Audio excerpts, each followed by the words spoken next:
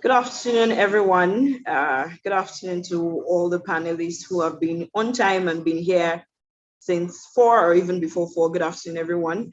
We will be starting the program shortly. We will just give people a few more minutes to join in so that we have a fuller house before we start. We apologize for the delay, but we'll give it another about 5 minutes and then we'll start. Thank you.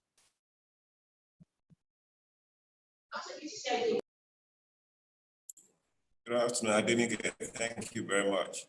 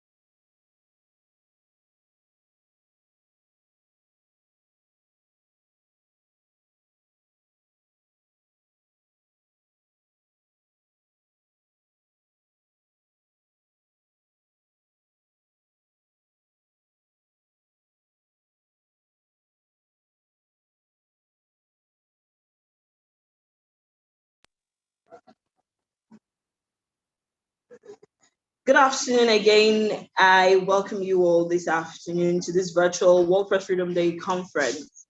The conversation on press freedom in any ramification at any level is always an important conversation. We can't ever have it enough.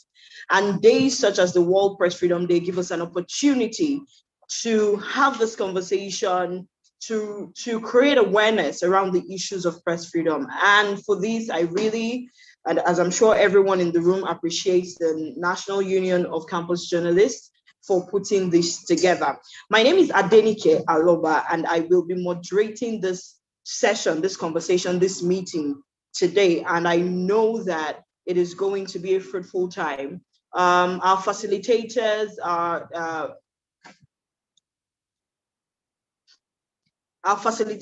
and keynote speakers are all here, and they're ready to share knowledge, to share information, and I'm sure that it will be worth your time. At this time, I'd like to invite the PRO of NUCJ. Every time you hear me say NUCJ, please know that I'm talking about the National Union of Campus Journalists. The PRO of NUCJ is going to be giving a welcome address. Please receive with me the PRO. All right, good afternoon, everyone. Can you hear me? Hello? Yeah, yes, I can hear you. All right, good afternoon, everyone. Yeah, the President, National Union of Campus Journalists, the President, F Foundation for Students and Youth, our distinguished keynote speakers, our renowned panelists, our moderators, our moderator here, ladies and gentlemen, I'm Nordin Akeoshola, the Public Secretary, one of National Union of Campus Journalists. Am I communicating, please? Hello? Yes, you are. Okay. We can hear you. First, all right. I would like to thank each and every one of you here with us today. We are pleased to be able to welcome you all to this virtual conference organized by National Union of Campus Journalists in collaboration with F Foundation for Youth, for Students and Youth, in commemoration of World Press Day 2021. Even as press freedom, freedom of expression is boldly enshrined in our constitution in Nigeria, the reality is that the freedom of press remains a contentious issue in our society. And it's even more worrisome in a country like Nigeria, so with prevalent cases of corruption, bribery, kidnapping, and other maladies. Meanwhile, as the larger society is still wrestling with the challenges impeding press freedom, the state of press freedom in our tertiary institution, which is one of the basic tools for education reform, is in a precarious state. Oftentimes, press clubs and student journalists have always been under constant attacks by the school management and student union government. Several cases of harassment, intimidation, and threats have always eroded our activities on campus, and finding holistic solution to it is the essence of this conference. The goal is to restore a campus where the safety of student journalists is guaranteed, where student journalists are free to hold the system accountable without reprisal. At the end, we would have initiated a conversation that will continue until student journalists in Nigeria are fully protected and their potential maximized in keeping systems and actors accountable through information. By this, I mean through the pen pushing.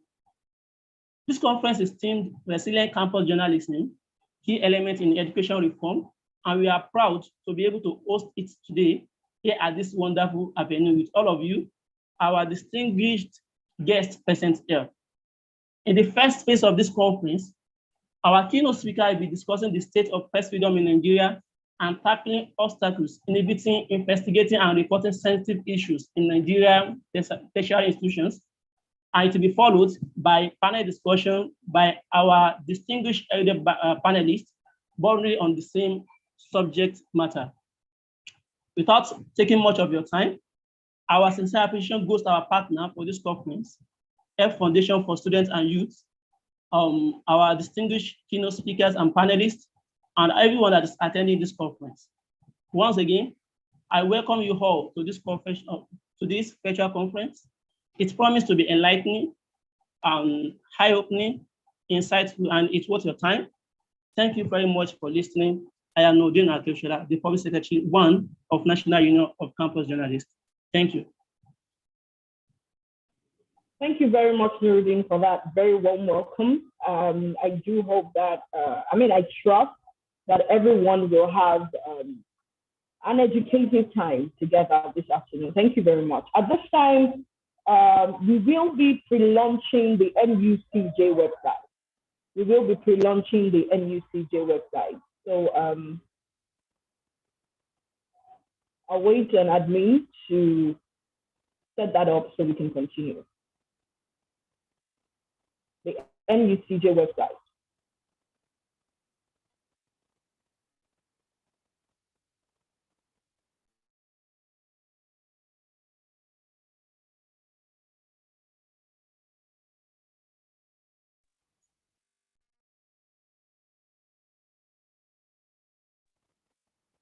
Okay, it has been communicated to me that the website will be launched later. As the program continues, we will launch the website. And so we're going to be stepping right into the first keynote address.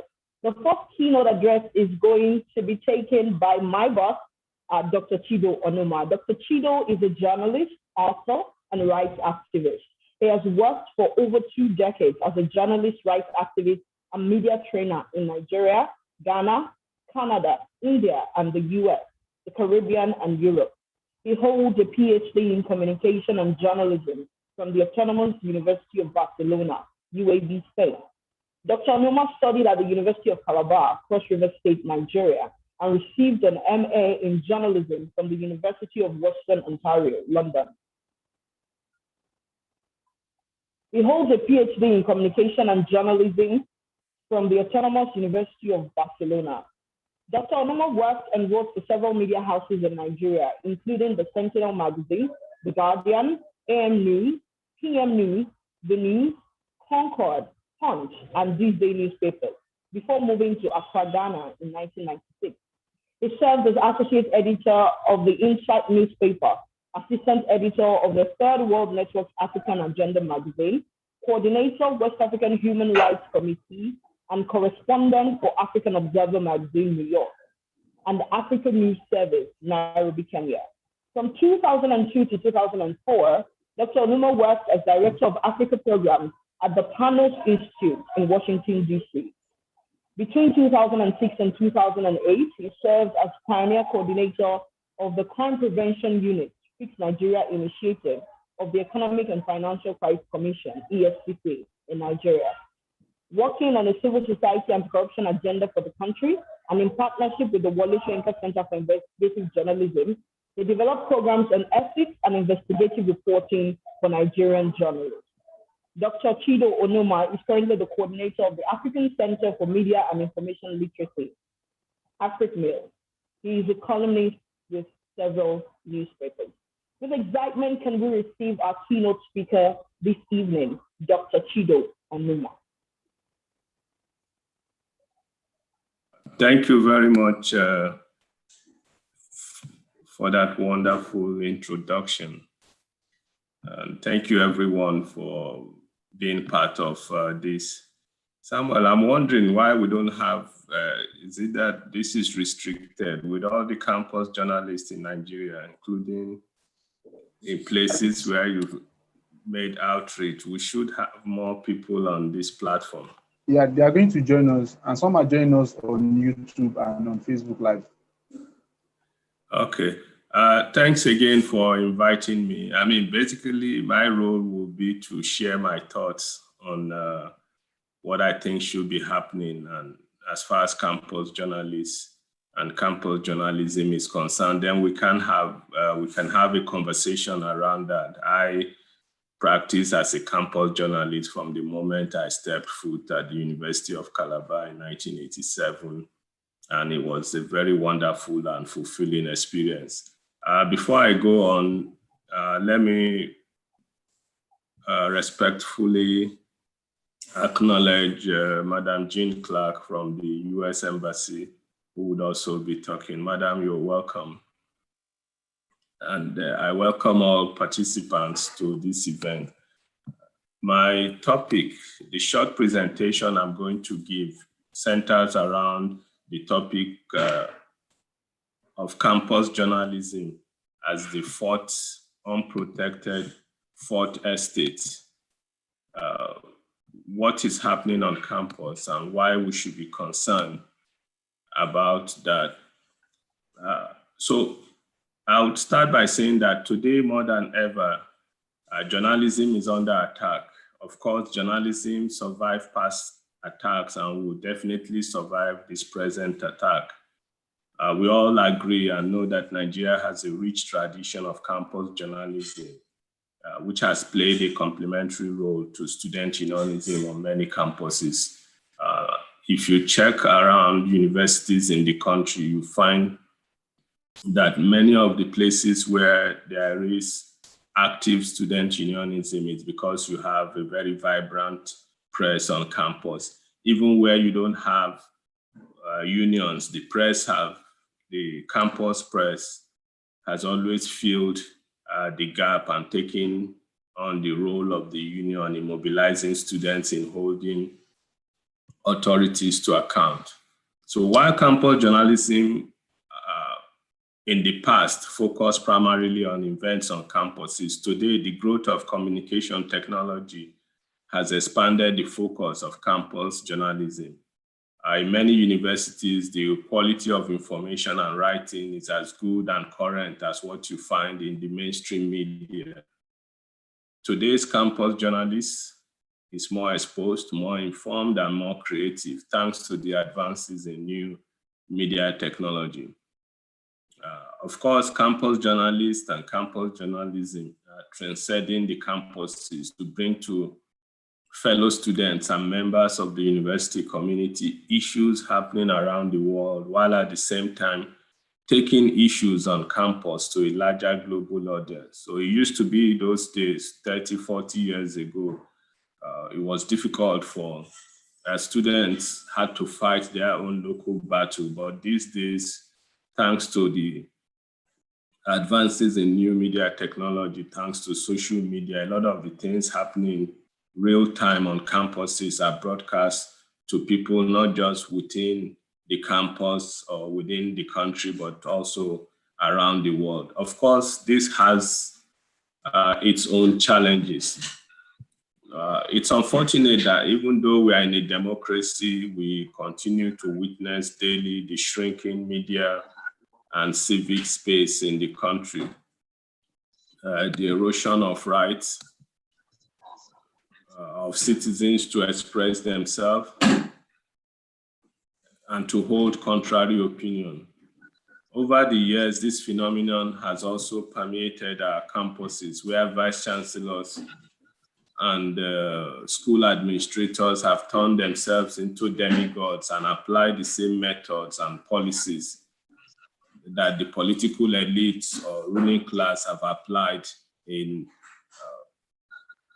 the larger public space to suppress the rights of students and, by extension, campus journalists in our universities and tertiary institutions. And this is a very important point as we go ahead. We shouldn't delink the right of students to the rights of campus journalists. They go side by side. While we are fighting for a freer press on campuses, we also have to fight for the ability of students to express themselves, to hold contrary opinion, and to voice out their concern. That's very important. As we celebrate World Press Freedom Day today, I would like to set the tone by noting that today serves as a wake-up call for all of those who cherish freedom to affirm the importance of information as a public good. We must therefore explore what we can do or what can be done in the production, distribution, and reception of content to strengthen journalism and to advance free speech, transparency, and accountability on our campuses and beyond. The topic of protection for campus journalists is relevant as it recognizes the changing communication system that is impacting our health, our human rights, democracies, and sustainable development, and the need for citizens to ask questions and to demand accountability. We all know, of course, that the World Press Freedom Day has its origin in a UNESCO conference in Windhoek in 1991. The event ended on May 3rd with the adoption of the landmark Windhoek Declaration for the Development of a Free, Independent, and Pluralistic Press. These are important words: free, independent, and pluralistic press. We need a free, independent, and pluralistic press on our campuses in Nigeria and around the world for us to enjoy the full benefits of democratic governance. With today's fast-changing political, economic, and technological landscape, the journalism field is expanding and more people are interested in becoming reporters. Many citizens are actively engaging and many on campuses are becoming citizens reporters. And they want to be part of the movement that seeks to protect free speech and holding leaders to account. Campus journalists are raising important questions and issues around academic freedom, sexual harassment, the quality of infrastructure, teaching, and scholarship. We must encourage these platforms. School newspapers also give campus journalists a chance to refine their craft and experience pitching ideas in an actual classroom. So in a sense, it is a laboratory for those who want to become professional journalists. There is this debate around whether campus journalism is serious business. This perhaps explains why school administrators respond the way they do to campus journalists, why the scare tactics and high-handedness of school administrators can't be justified. What this debate tells us is that we must refine our craft for us to be relevant. We can't give excuses or say we are student journalists or we are campus journalists. Journalism is journalism, whether on campus or in the larger society. What it means is that for those of us who are interested in campus journalism and for us to be taken seriously, we must apply the same rigor and ethics and principle that undergird good journalism. Just like the role of the press in society, the student press or campus press helps provide relevant information to students so that they can make informed decisions. This is crucial because there are so many issues confronting students, and we can talk about this as the conversation goes on. I mentioned the issue of the quality of education, sexual harassment, the quality of scholarship, and so on. And to bring it close home to current day reality, in the midst of the COVID-19 pandemic, it's even clearer that more than ever, white people need access to information, both on campus and beyond. Information is an essential public good. Unfortunately, those who have taken the role of providing information as campus journalists or professional journalists daily face intimidation, harassment, and sometimes violence leading to death. Let's imagine what would happen if we didn't have campus journalists. Can we, for a second, imagine an education system in a country like Nigeria without campus journalists? Imagine if there is no group to exercise the freedom to inform, educate, and entertain students on campus. I shudder to imagine that. And we are all witnesses to the many terrible stories about the plight of campus journalists in Nigeria. Perhaps again, we'll have the opportunity I have my own experience to share, and if time permits, perhaps I will do that. But I'm sure there are participants here who would also like to share some of this, give some details about what campus journalists in present-day Nigeria are going through: rustication, expulsion, and things that undermine their basic rights as students. If, in conclusion, I would say that if we are interested in building a society where freedom is sacred, then we must start by looking at what purveyors of information on campuses are going through. Our interest in building a free press and by extension, a free society must start with what happens on campuses where future leaders are groomed. We must protect those who undertake the civic duty of informing fellow students. Student journalists on their part must show courage to fight for the truth and rally their communities around the public good. It's important that campus journalists align with unions, students' union on campus, but also the journalism union outside, and even labor organizations and other civil society organizations in pressing for their rights. It's important. We give kudos to all the journalists on campus who have kept this tradition alive. And on this occasion of the World Press Freedom Day, let me conclude by saying, may your ink never run dry. Thank you very much. Thank you very much, Dr. Chido. I feel somewhat inspired, almost like I should get back to the campuses and do journalism again.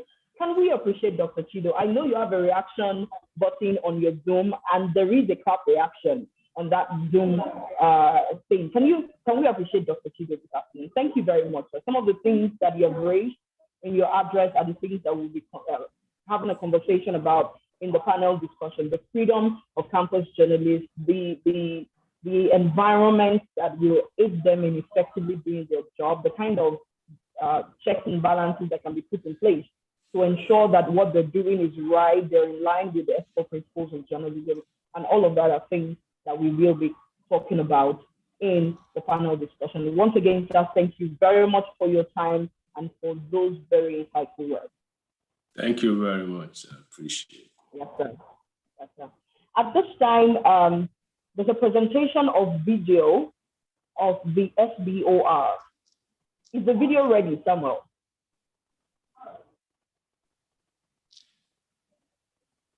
Samuel, is the video ready? If the video is not ready, we'll just move straight into the second keynote address, and then we enter into the panel discussion. We can move on to the next keynote address. All right, thank you very much. The next keynote address is going to be delivered by Jean Clark. Jean Clark currently serves as the information officer and spokesperson at the U.S. Mission in Nigeria, managing strategic communication. Passionate about entrepreneurship, Jean has engaged youth and encouraged technology in each of her overseas stores, most recently with the Nigeria Tech Summit. From 2017 to 2020, she served as the public affairs officer at the U.S. Embassy in Haiti, managing a team of 18 in a broad area of public engagement, supporting mission priorities, including promoting good governance, rule of law, entrepreneurship, and academics. She proudly supported the Haiti Tech Summit, and with her team designed and implemented Tech Camp Soleil, and Tech Camp OK. From 2011 to 2015, she served as spokesperson and communication strategist as information officer for the U.S. Embassy in Ghana. With her team, she created Tech Camp West Africa, which supported participants from 6 neighboring countries. Prior to her arrival in Ghana, she served in Macedonia, Senegal, and Washington, D.C. She served as Deputy Director and Public Diplomacy Chief for the Bureau of International Affairs. She leads U.S. communications for the 2011 She led U.S. communications for the 2011 first U.S. hosted UNESCO World Press Freedom Day.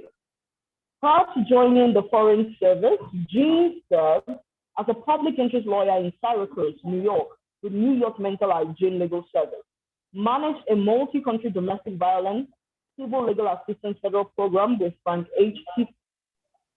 Hitchcock Legal Aid, and worked at Seidenberg and Strong. She earned a law degree from Syracuse University College of Law and a bachelor's degree from the American University in Washington, D.C. Jean is married and has 2 children. Can we give a very warm welcome to Jean Clark this afternoon as she takes the second keynote address? Good afternoon. And thank you. Jean. Thank you so much for inviting me to join in your commemorating of 2021 World Press Freedom Day. I congratulate NUCJ for hosting this event and Dr. Onuma for his inspiring comments, bringing journalism real to the college campuses. Today, we join the rest of the world to observe this important day that enables us to focus on the role a free press plays in a democratic society. Democracy has many pillars of support, but freedom of the press is really an essential one. It is the press that holds government accountable and ensures that citizens are informed of activities of the government. This year's theme is information as a public good as determined by UNESCO, and it emphasizes the fact that access to information benefits all citizens. This is particularly true as the world faces the scourge of COVID-19 and battles to counter the false information that is being shared, especially on social media platforms. The role of the journalist is key here, and correct information. Earlier today, the director of the UN Information Center for Nigeria stated, "Journalism is the vaccine against misinformation," and I couldn't agree more. The work that you're studying to do, the many examples of fantastic journalists here in Nigeria, I hope inspire you, because I believe the profession of journalism and media is more of a calling. It's not something you do for the wealth.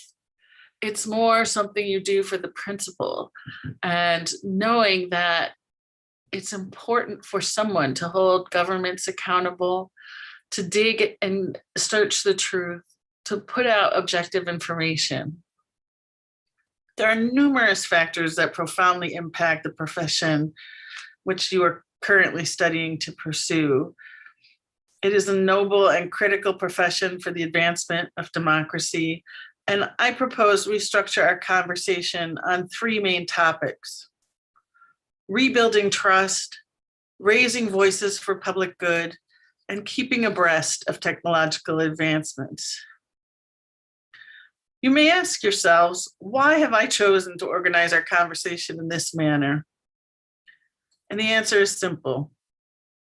I have two teenagers who have no trust in any media outlet. Imagine me as the spokesperson for the US Embassy having to profess this. It's embarrassing and horrifying to me because I recognize and honor the work of journalists every day in my profession. We, and I mean we in the collective sense of the word, have to change this. Many people of my generation grew up watching television news or listening on the radio even with their families. And major broadcasters came to be somehow adopted as members of our family. To a certain extent today, this is true, as broadcaster David Muir, like his forefathers, and unfortunately our fathers, there is such a need for more women in the profession. Ted Koppel and Walter Cronkite worked very hard to preserve that direct and personal relationship with their audiences. And in fact, they garnered the trust of the American family. I'd be interested in learning from you, and I'm happy to have you use the chat room here, but who are broadcasters or people in the media who you hold in high regard? And who is your family inclined to listen to above all others? I would argue that the more direct political influence exerted upon the media, there is a direct relationship and a decrease in the trust a media house enjoys. There are an increasing number of scholarly articles written about this topic with some very stinging headlines. Axios proclaimed, "Media trust hits new low." With stinging statistics, they share that in America, trust in social media has hit an all-time low of 27%. 56% of Americans agree with this statement. Journalists and reporters are purposefully trying to mislead people by saying things they know are false or gross exaggerations. 58%, a majority of the people in my country, say that most news organizations are more concerned with supporting an ideology or political position than with informing the public. If you conducted a large-scale poll like this in Nigeria, what do you think the findings would be? I suspect they'd be something similar. The Columbia Journalism Review recently published a piece chronicling the rise and fall again of media trust. They noted that polling allowed us to measure public confidence in the press and compare it to other institutions. Over the decades for which such data has been available, and it's over 7 decades now, we have seen that people tend to think of journalism in a more favorable light than, say, the White House or Congress. So the White House is our executive, like your presidency, and Congress is the legislature, but as less trustworthy than medical professionals, educators, the military, organized religion, or major corporations. Perhaps it's not surprising to learn that journalism's self-defined mission of holding governments accountable is hurting trust. In the past 40 years, accountability journalism has come to assert itself as a defining feature of mainstream newsrooms. What people don't like about the media is its implicit or explicit criticism of their heroes. It's just more comforting, and let's face it, more human to blame the messenger than to take critical reports seriously. Does that mean you should be leaving your profession or not sticking to the ethics of journalism? No, we need you. It just means that there are other considerations to be made when you're addressing the public. A September 2020 Gallup poll found that Americans' confidence in the media to report fairly, accurately, and fully has been persistently low for over a decade and shows no signs of improving. Because our political parties, we have 2 major parties, they move trust in the opposite direction. Things are so polarized right now in our country that if you report on one, you're often criticized for supporting that party. And it has a polarizing effect, and the audience is starting not to believe the media anymore. Recent Gallup and Knight Foundation polls showed that although Americans increasingly see bias in news coverage, they nonetheless believe that an independent media is key to democracy. In sum, we need to work together to build civic infrastructure, which I'm confident will send those trend charts rising again. One way we work together to build that civic infrastructure, share information for the public good. Our hats off for those journalists who oppose abuse, hold leaders accountable, empower people with the information they need to lead healthy, productive lives, to engage meaningfully in the political and civic lives of their country. We recognize that even if a question makes us feel uncomfortable, it is critical that the journalists have the right to ask that question. We understand how important a free press is for democracy and the future of progress, which we all hope to see in our societies. In order to understand this year's UNESCO theme for World Press Freedom Day, Information for Public Good, we should seek to define more clearly what exactly is a public good. In 2017, the media outlet The Conversation defined it as something that is non-excludable and non-rivalrous. That really made me question, what does that mean? Something that everyone can take advantage of, and it doesn't reduce availability to others. Let's take some more concrete examples. When a country invests in roads, schools, libraries, national parks, we consider them public good investments. Literacy, health, the list is endless. In a multilateral context, when we recognize universal rights or threats, let's say human rights or climate change or a pandemic like COVID-19, it's easy for all to get on board and say facts, transparency, and accountability are imperative to conquer these challenges. Perhaps the most critical global public good is peace. I hope we could all say that investing in this public good has served us all over the decades, and now is no time to turn our backs on it. Perhaps it's up to each of us to work to shift the discourse of journalism, to characterize it as an essential, nonpartisan public good, one no different than education and equally important. Victor Pickard argues that such a shift, along with enough evidence of further market failure, could someday help inspire the necessary political and economic will to help rescue the floundering news industry on a wider scale. The National Union of Journalists here in Nigeria frequently brings up that journalists aren't paid regular salary. There's a failure of insurance, even when journalists go into dangerous situations or risk their own safety or health to report for the public. And I think these are important.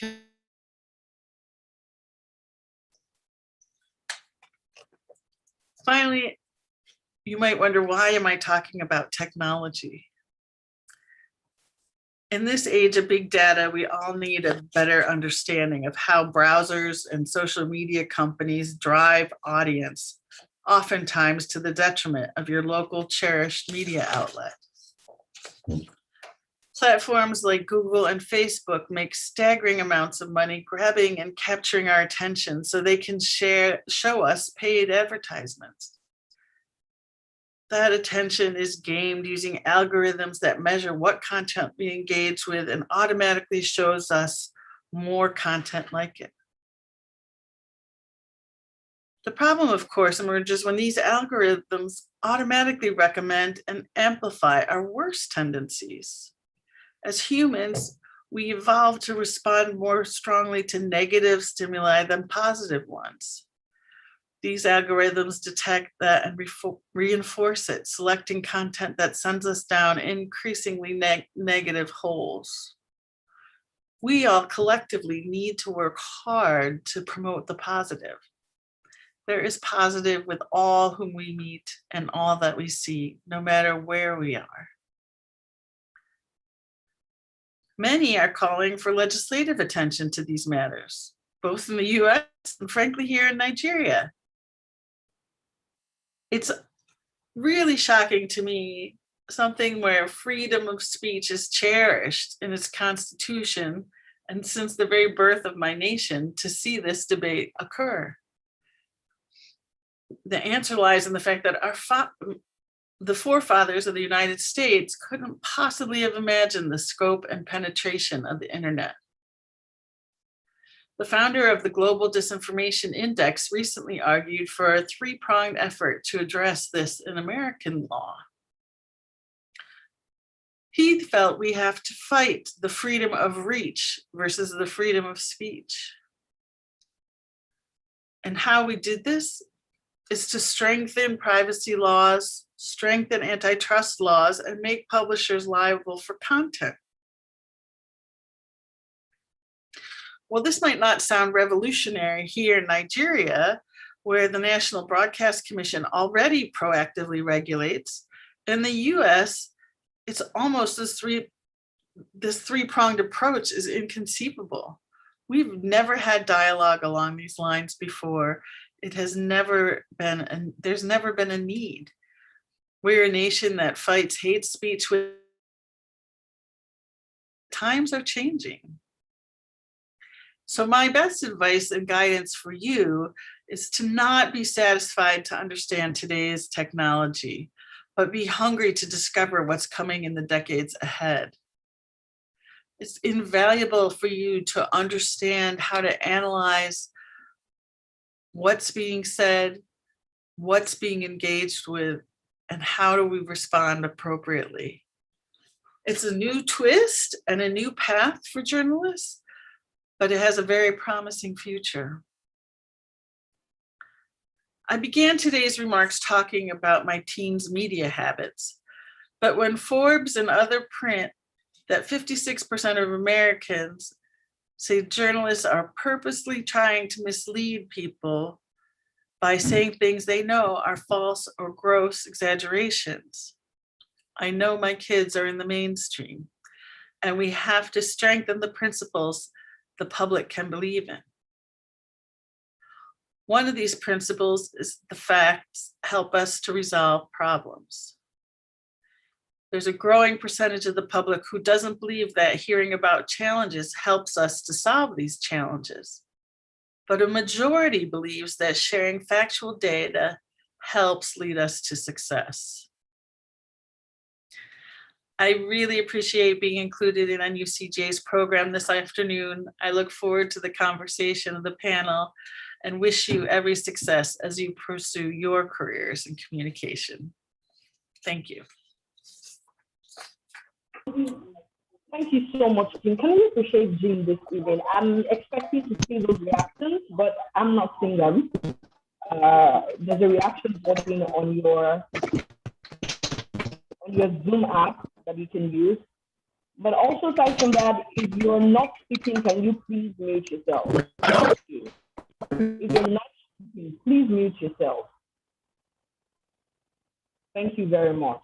Jean, such an insightful conversation that you've raised, such insightful points. I was particularly impressed with just the arrangement of thoughts in the conversation around trust in the media.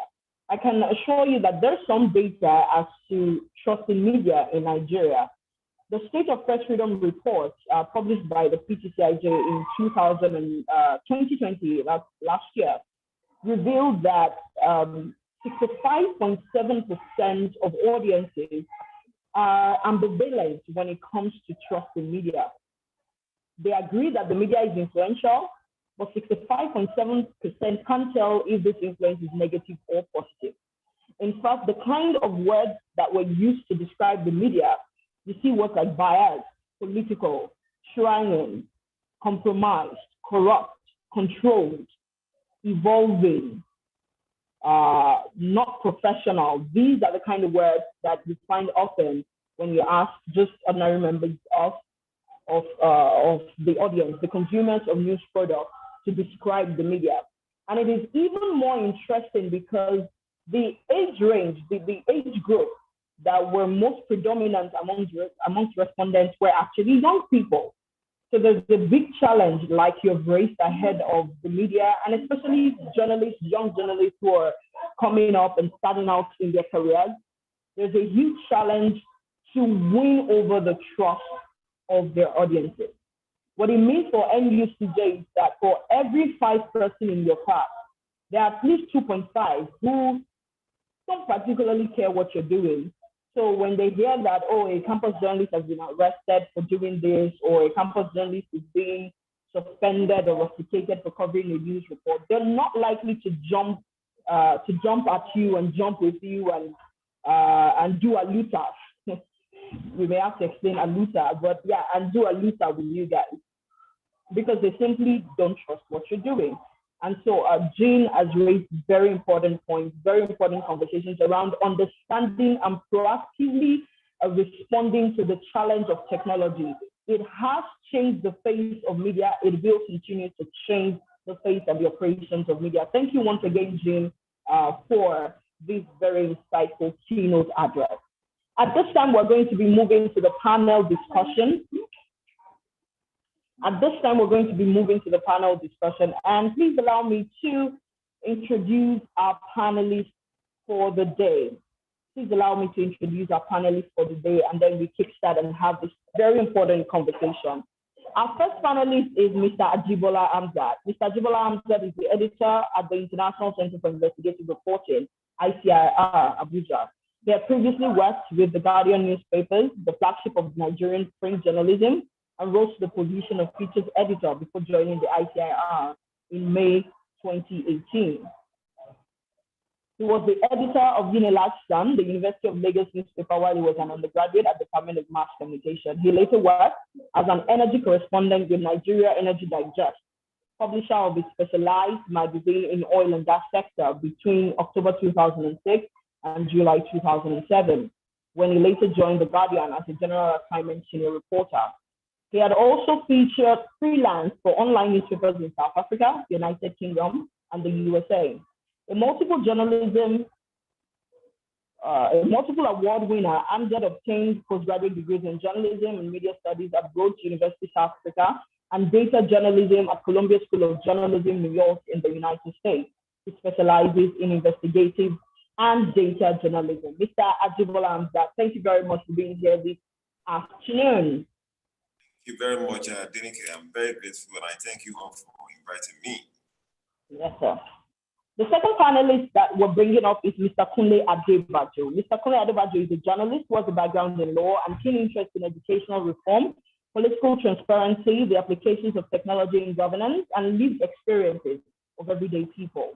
He is the author of On Words and Awards, co-author of The Road Before the Fourth Estate, a guide to becoming the ultimate campus journalist, and editor of Lines from the Past, Volume 1. Kunle works as an investigative reporter at the International Center for Investigative Reporting, a not-for-profit independent media organization based in Abuja. There, he wrote hundreds of reports consisting primarily of fact checks, analytical reports, and investigative stories bordering on health, education, procurement, politics, rights violations, etc. He is one of the few journalists in Nigeria who has worked with the Institute of War and Peace Reporting on its human rights advocacy and reporting project, executed in collaboration with civil society organizations. In August 2019, Kunle Adebajo was among 5 journalists across Africa selected by Africa Check to participate in a 2-week fact-checking fellowship. In the same year, he was awarded the 2019 West Africa Media Excellence Award for the best report in telecommunications and ICT. Kunle Adebajo currently serves as investigations editor and head of internal fact check at Humango. Mr. Kunle Adebajo, thank you so much for being here this afternoon. Thank you. I'm really excited to be here. Good to have you, sir. Our next panelist is Rona Meyer. Rona Meyer is Africa Initiative Manager at the Solutions Journalism Network, an investigative journalist and researcher with 18 years in various outlets across Nigeria, South Africa, the UK, Germany, and the Netherlands. Her documentary, Sweet Sweet Codeine, gave Nigeria and the BBC World Service its first Emmy nomination in 2019, winning the One World Media Television Documentary Award category and the BBC News Award for Investigation of the Year, as well as a British Journalism Award nomination in the same year. Currently a PhD scholar researching African Diaspora Investigative Journalism Network, she recently served as head of research on Unmasked, a high-profile documentary on Nigeria's COVID-19 response. Rona Meyer, thank you for joining us this afternoon.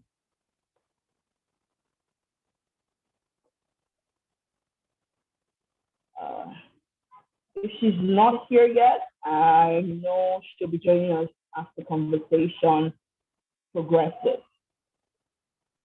Our next panelist is Olympus Adebanjo. Olympus Adebanjo is a young global health researcher and advocate for SDGs. He recently graduated from the University of Ilorin, passionate about education and human rights, especially of young girls who are frequently victims. Please, if you're not speaking, can you mute your microphone? Thank you. Thank you very much. Passionate about education and human rights, especially of young girls who are frequently victims of gender-based violence and limitation on campus, He conceived and co-founded a student-led advocacy to reform higher education in Nigeria. Health Foundation has since spread to many campuses and embarked on using legislative framework and reorientation to change how students, academics, policymakers, and the public interact with education rights and development. Olympus wrote the Ideal Campus Handbook and led his organization to create and propose the draft of the Nigerian Student Bill of Rights to the National Assembly in December 2020. Part of their advocacy is reviewing the Constitution to reflect an accessible and quality education as a fundamental right of all Nigeria. Mr. Olympus Adebanjo, thank you for being here this afternoon. Thank you for having me. Good afternoon, everyone. Good afternoon. And finally, Samuel Ajala, Mr. Samuel Ajala. Samuel Ajala has over 3 years of experience working as a journalist, youth development enthusiast, SDGs advocate, and social worker. He's a final year student of the Federal University of Ekiti from the Department of History and International Studies. He is the Executive Director of Develop Africa Now Initiative, a youth and community-based organization committed to promoting sustainable development in rural and undeserved areas across Africa through advocacy, civic media, and inclusion. The organization has impacted over 2,500 people in Nigeria, including students, youth, women, and elderly persons through various projects and programs since its inception. As a student journalist, he has observed gubernatorial elections in 5 states with the Premium Time Center for Investigative Journalism and has tracked constituency projects through Udemy platform to promote transparency and accountability in Nigeria. Samuel has many of his reports on Premium Times, News Digest, The Nation's newspaper, Campus Reporter, and other national dailies in Nigeria. In 2020, he was shortlisted for the Campus Journalism Award and won the Student Journalist of the Year Award for Page and Stage. Same year, he was selected a Media Fellow for African Investigative Journalism Conference. He is also a Fellow of Young African Leaders Initiative, Berlin Energy Transition Dialogue, amongst others. He freelances as a journalist with Premium Times and currently serves as President, National Union of Campus Journalists in Nigeria. Mr. Samuel Ajala, welcome to the panel conversation, and also thank you for bringing us all together. Thank you very much. Yeah, good afternoon to everybody. Good afternoon. All right, we're jumping right into the conversation this afternoon. And this is my first question, and I'd like Kunle Adebayo to respond to this. Why bother with campus journalism? Especially knowing that not only will you be victimized in school, but there's no better hope of having better opportunities, even good livelihood, considering the way Nigeria is, even when you graduate and then enter into mainstream journalism. So why bother with campus journalism? Kunle Adebayo. Well, thank you. It's a bit odd that I'm starting the conversation, considering that my boss and former editor, Mr. Ajibola, and that is also on the panel. But I think as Jean rightly said, journalism is more or less a calling and not something a lot of people aspire to. Many people who find out themselves in as journalism students would probably tell you that they started the field law as their first course of choice while writing the UTME. But then at the end of the day, you discover that there's a lot of potential in the profession, not just for the individual, but also for the larger community. It gives a lot of room for self-development. You build several of your skills.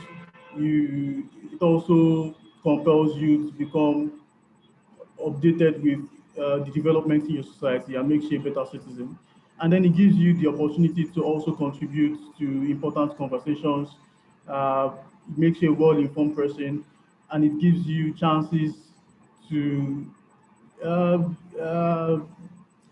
get reforms done in various sectors, whatever bit you're reporting. If you take it seriously, you have a lot of chance to see that a lot of difference is made in such sectors, whether it's education, whether it's tech, whether it's business, oil and gas, politics, and so on and so forth.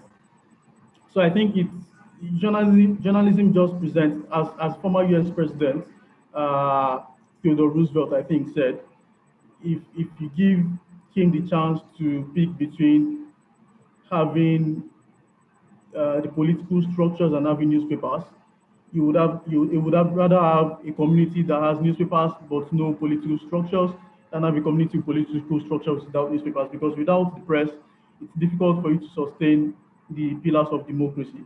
So without journalists acting as watchdogs, you find that it's difficult to have politicians rather, or political leaders who are accountable or responsible to those who elected them. Mr. Chido Onuma also rightly mentioned that on many of our campuses, the strength of the student union is usually determined also by the level of independence and rigor with which the campus journalists go about their business. At a time at the University of Ibadan, the student union was, as a matter of fact, proscribed for a number of years.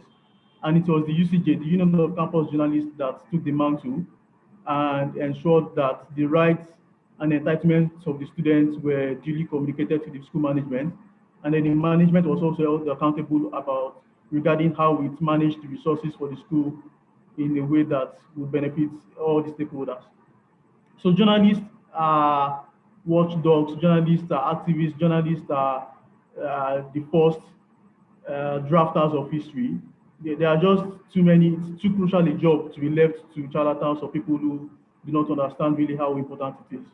And it's also very good that we start building people for this profession as early as the university levels. Thank you. I think I'll stop there. Thank you very much, Kunle, for taking on the question. I know it was a question that felt like, okay, where do I start from? But thank you for answering so well. And I'm going to drive right far left, and I'm going to come to Mr. Jibola with this my left driving and say that, I mean, in my working with campus journalists, I find that sometimes while you're taking on, oh, this is what's happening now, right while you're having that conversation, there's a new development on the field. There's a new development in practice, in town, you know, town and gown, as we like to describe it. How do we keep up with the learnings of journalism? Because, I mean, in Jean's conversation in a keynote address, she mentioned that journalism now has to be viewed through a more expanded lens that includes building trust in media consumers. Now we're catching up with fact checking, we're catching up with data journalism, and now we have to include building trust as part of, for lack of a better word, curriculum. Mr. Jibola Amjad, how do we marry all these hurdles, so to speak, for both practicing journalists? I mean, experienced practicing journalists are having challenges just wrapping their heads around all of these things. How do we take this to campus journalists when we are trying to wrap our heads around it? Thank you very much, Adenike, and thank NUCJ for inviting me. And I'm happy to see Dr. Onuma here, and very glad to listen to Jean as well, and Kunle, who was my colleague at the ITR before he went to better place. So I'm very glad to be here. Yeah, the question that you're asking is a very important question, because right from the start, journalism is a discipline of verification. I mean, that is what actually separates journalists from every other content producers, bloggers, activists, and all other kinds of content producers. What makes us as journalists different from others? The fact that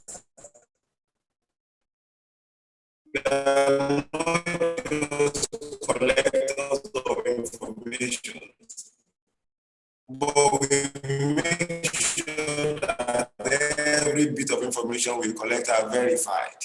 That is what makes us different. It looks like my internet. Oh, I have lost me. Hello? I can still hear you, sir. It was shaky a little bit, but I can hear you. Oh, great. I'm trying to readjust the position of my internet. Okay, so the point I'm making is that it's important we do all those things in order for us to build trust, because what are we selling? It is not just news we are selling trust. So whatever piece of information, we should not consider it just as piece of information, but rather we are building trust with the public, because that is what people want from the work of a journalist. And that is very important because people need that information to make a decision that is going to also help them to become a better citizen and to make their own country a better place. So we cannot do but ensure that the kind of information that we are giving out are information that are trustworthy. And unfortunately, that is what is been eroding over a very long period of time now. And that is what account for the responses we are getting now when several people are now attacking journalists or journalism as a purveyor of fake news, purveyor of misinformation. I think at some point, journalists began to drop the ball. We began to get distracted by different pressures in the society, economic pressure. And if you look at Nigerian example, for instance, since the start of 1999, when democracy began, most journalists who fought for democracy, who fought alongside civil rights activists, against the military junta there, the very moment the civilians came to power, they invited them to be part of the party. And then you see a governor asking the editor of a newsroom to be his media advisor, or to be his commissioner, or to be one of his media. So they have vested a lot of good heads from the newsroom to be part of the government. And these are the people who are now spinning information because they have many of their colleagues in the newsroom. So at the end of the day, what you have in the country is the information that is being spinned by the power class, by the ruling class. And when people began to see on TV, heard on radio, read on papers that information that is coming from journalists are not better from what is coming from the politicians. We are like the megaphones of the politicians. And that is when the trust began to come down for us in Nigeria. So how do we recover that? We need to go back to the basic. And the basic is ensuring that the information that we are giving out are information that are verified and checked before we give out that information. Anything short of that, we are just not better than the spin doctors or the agents of politicians.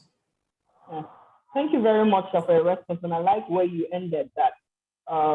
Those very things that appear as if they're new, the conversation around verification and fact-checking, data journalism, all those structures that support, good reporting, that stand us out and separate us from regular, just citizen journalists, as we like to describe it, but then just from the social media horde.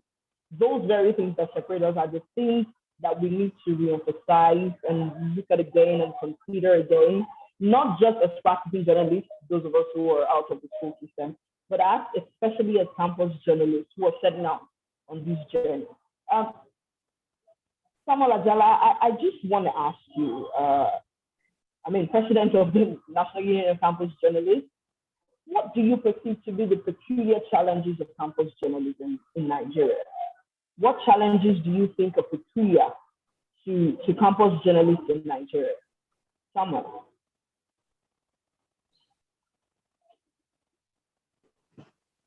Is Samuel in the room? Yeah, thank you very much. Good afternoon. Good afternoon, Samuel. Yeah. I actually don't know where to start from because problems of campus journalism in Nigeria is is diverse, and it's something that's actually keep emerging every day. A lot of, let me say, basically, press freedom is actually unsafe on our campuses, and a lot of us have actually been receiving different threats from the school management and also from local community and from even student union governments. Yeah. Yeah, so recently we noticed a pattern, and the pattern is student union governments are now trying to pass some bills, I think, in their parliament houses to ensure that they control press on campus. So even if students can be doing that, like student union governments who are people that were elected, yeah, to serve the interests of state, can be trying to also gag press freedom. That shows that this country is not actually safe. Yeah, because this set of people are going to be the one that they will emerge as leaders of tomorrow. So if leaders of tomorrow from now can start passing some policies to ensure they control the media on campus, definitely I can say I'm scared that the future of the country is not safe. So this is one of the challenges we actually face on campus. And most importantly, one of the issues we have is also the aspect of funding. Yeah, because we do a lot of activities on campus. For instance, in every local chapter structure, it is set in such a way that we have online, like an online platform where we publish our news stories, and some news and some local press also. They have they publish newspaper and all these things. So these things basically actually do cost us much. And what we do is, okay, let's say personally from ourselves, we are the one that is funding our different local. When I'm talking about ourselves, I'm talking about individuals like campus journalists in each schools are the one who come together and fund what happens in the union. And because of this, we're actually unable to practice campus journalism the way we ought to practice, like, okay, where we can ensure that informations get to circulate to all students on campus, where we can ensure that things are just happening. And also it has been a problem for us. Yeah, it has been a problem for us, because I remember vividly there was a time that we wanted to, I don't know, in my local chapter, I wanted to host some programs and all, and wanted to start some meetings and all, but we could not do that because of shortage of funds. And we are trying to avoid, okay, fine, working with school management, because we realize that the moment school management begins to bankroll any local press outfit, definitely they get to want to dictate what happens. They get to want to control those local press outfits. So this has been major challenges for a while now. Thank you. Thank you very much, Samuel, for sharing. And I'd like to tell you that those challenges that are uniquely facing campus journalists are perhaps multiplied by a couple of thousands, are exactly the same challenges that media organizations outside of the campuses face. However, there are certain inbuilt systems that the media as a whole is trying to use to check these systems when it comes to journalism financing, when it comes to press freedom. But I'd like to ask Kunle is in a good position to talk to us about how to deal with these challenges, because he himself has faced similar challenges as a campus journalist, and I know that his name will probably strike fear in the hearts of his local chapter, as Samuel has described it. Kunle, what lessons, what intelligence can you share with campus journalists this evening, especially as regards to freedom of the press, both overtly and covertly? Overtly, where they're trying to be strangled, SUG coming up with policies that they want to control the media, which is quite absurd, and school authorities trying to witch hunt campus journalists. But covertly, in terms of people sort of bankrolling school management, maybe bankrolling a union of campus journalists, for instance, or other interests that do not quite stand for truth and transparency as the media should be. Kunle, what intelligence, what knowledge can you share with journalists around in Nigeria today? Oh, well, of course, it's dangerous for an outfit such as the NUCJ or a campus press organization to start getting funded directly by the school management. But I would say the realities of universities are different from the realities of the real world. And sometimes schools have legal provisions that allow for some level of financial autonomy for the press. For instance, the constitution could provide that the UCJ would get a certain percentage from student levies that go to the student union, etc., etc. And that wouldn't be a problem as long as it doesn't affect their autonomy. I think Samuel has highlighted a couple of problems, and one of the solutions has been stated by Mr. Amzat, and which is that we stick to the facts when we are doing our reports. Because if you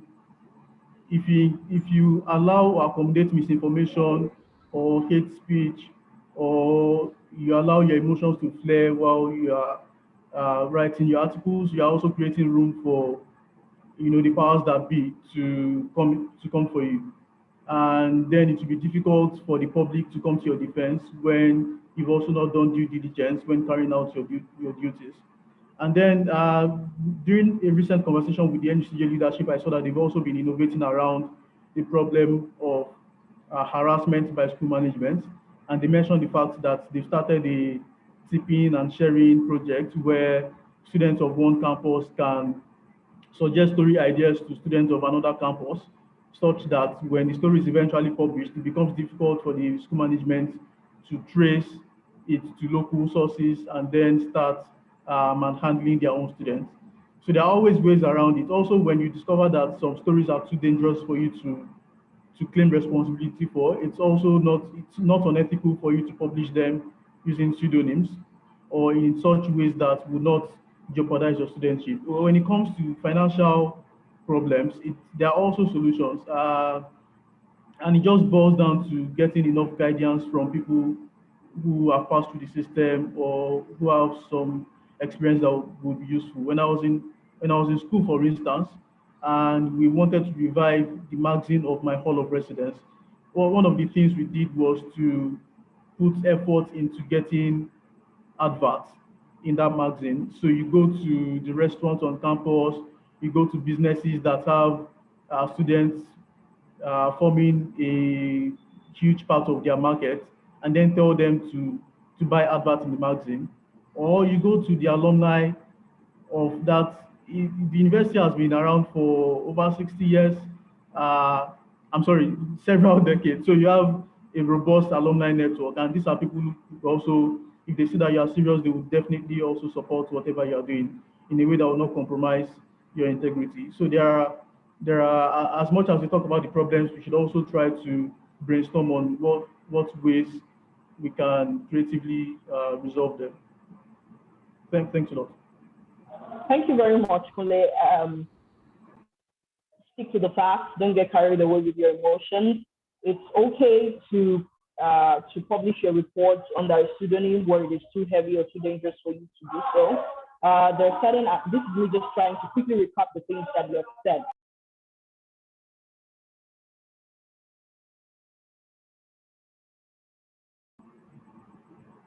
I'm sorry, did you ask for a recap?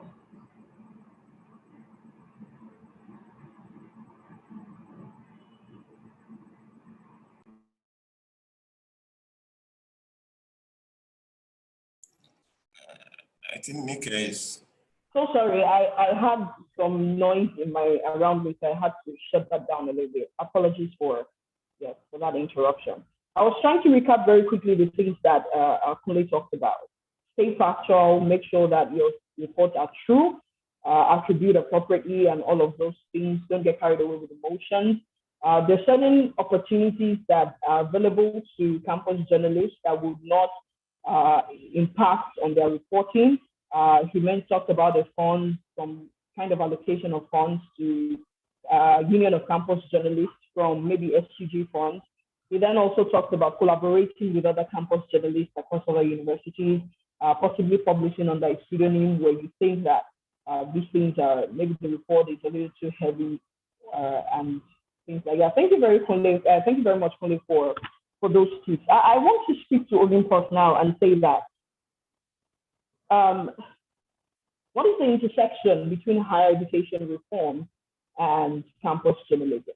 How does this line connect when we talk about reform in higher education sector? How does this impact on campus journalism? Can campus journalism and their products and produce drive educational reform, and how can educational reform in a roundabout manner impact on the work of campus journalists and the campus journalism sector as a whole? Olympus. All right, thank you so much for having me. Thank you, Adenike. And like you just said now, there is this relationship, there's a complementary relationship between campus journalism and the higher education reforms. Like I said earlier this morning, you cannot have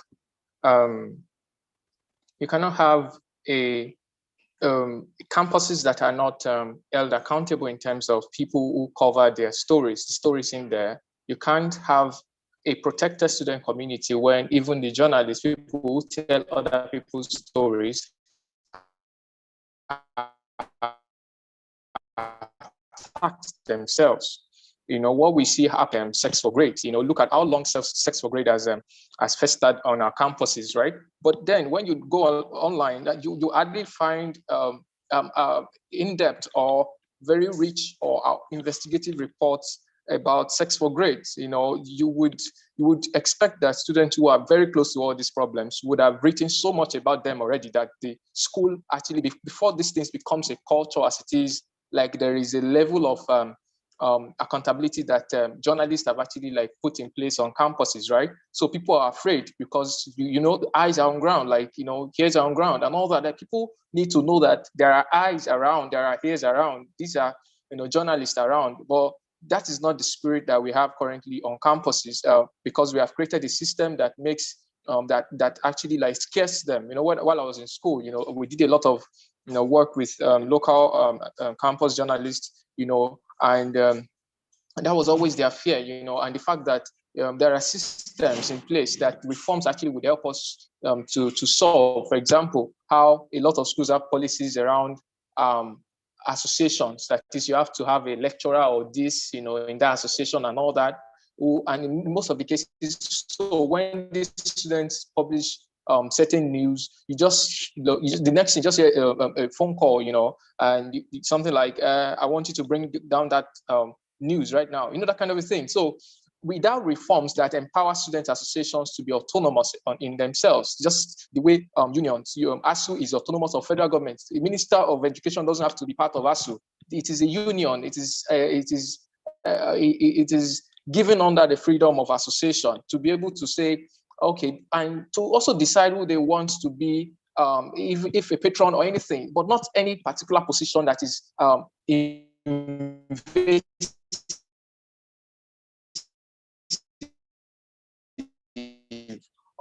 of the rights or autonomy. Is that we did reforms in place, like you said, the higher education reforms that we started with the Student Bill of Rights, which we proposed last year, and hopefully we are following up and hoping that we get enough partnerships to push so that the formation, for example, campus expression, the Article 7 of the Student Bill of Rights, covers a lot of things that have to do with campus journalists. The fact that a lot of campus journalists, look at even Kunle Adebajo, like you said. I first knew Kunle Adebajo while I was in school through the news, and it was one of those stories that actually inspired me to start the foundation. I was like, if someone can face this much in terms of protecting students, because it was trying to, call attention to problems in the system, I could actually do the same. Actually, we can suffer it, but it is for the good cause. So I just went on with it, and I'm just grateful right now that myself and Kunle,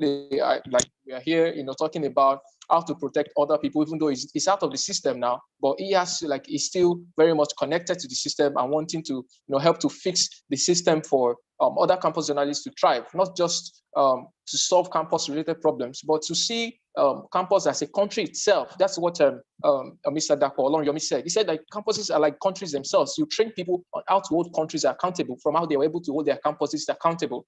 The much progress that Nigeria has made in terms of democracy, like Mr. Jibola said, is how much it depends a lot on how much those people who were journalists in those days were able to hold the country accountable, and that was because many of them actually enjoyed a free campus, a freer campus, sort of like schooling system was better in those days until now that they've turned it into something very very harmful to students. So right now, as you can see, that complementary relationship between protecting campus journalists and at the same time strengthening, using policies like Student Bill of Rights that protect them, their speech, that protect their association and all that. So all these things actually, like how they play, is actually very much very complementary. And I hope that journalists here are able to use all the learnings from these programs and also support and also like own the reform process itself, own the reform movement itself, so that we can have a better and a safer campus for everyone. Just the same way, I would like to repeat what Mr. Dapo Oloruntomi said. He said the freedoms cannot be separated, and I think Mr. Chido also said like campus freedom cannot be separated from other freedoms on campuses. So we must ensure that journalists are free, and so that the campus can be freer. Thank you. Thank you very much, Olympus. Thank you. I want to ask a sort of two-sided question that I want Mr. Jibola Hamzat to respond to, but also I also want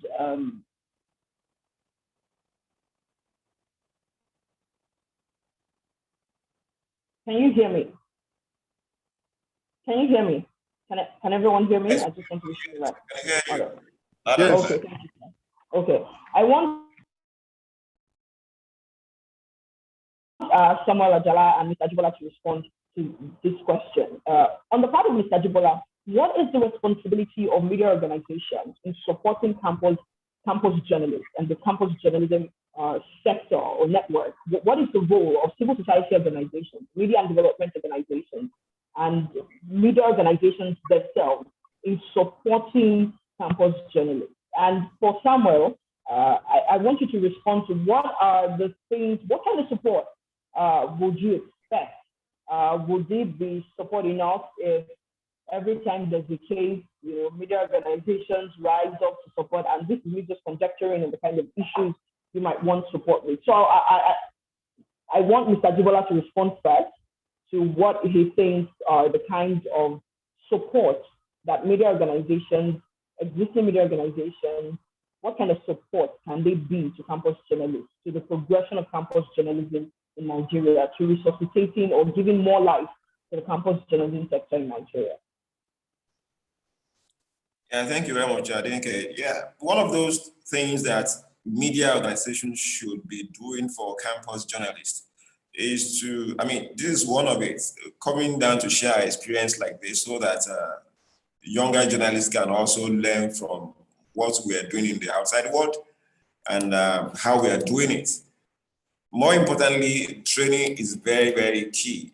And I believe that organizations like PTCIJ, Shinka Center for Investigative Journalism, and ICIR, we have been doing that for campus journalists in Nigeria. I think it's very, very important that training and retraining, because we have all understood the fact that there is a gap in the curriculum of the J schools in Nigeria.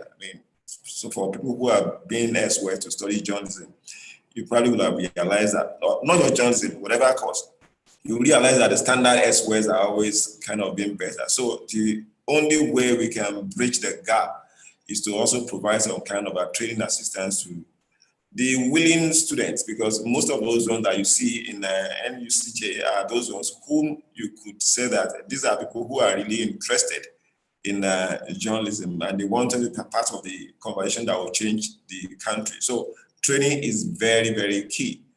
Well, the funding that Samuel talked about, it's something that one would expect that they should be able to also get. But even the media organizations are also struggling now.